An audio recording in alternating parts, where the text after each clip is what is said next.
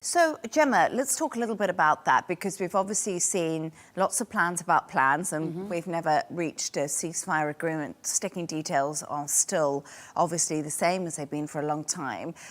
Do you think Ukraine is going to have to put up its hands and give away some territory and say, OK, this is the only option we have on the table? We're still getting bombarded by Russia. We're losing people. Apparently, according to reports today, Provosk, a very, very strategically important place Russia claims they have.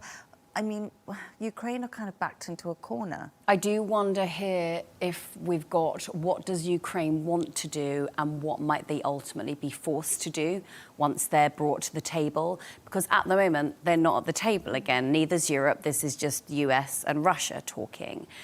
Now, territory has always been the biggest and most contentious issue. And as you said, it has not changed since the very start. No one's budged at all on this. And Zelensky has been very firm. He's called it the territory is the most difficult, subject that they're moving around. Now, he has repeatedly said, he hasn't changed his tune either, that he's not going to, cede any territory. There are reasons for him, sticking to this. If he cedes territory to Russia, it could further embolden Russia to think, we have this territory, where are we going to look next? It's not what the majority of Ukrainians want. It's not what, the people he represents want.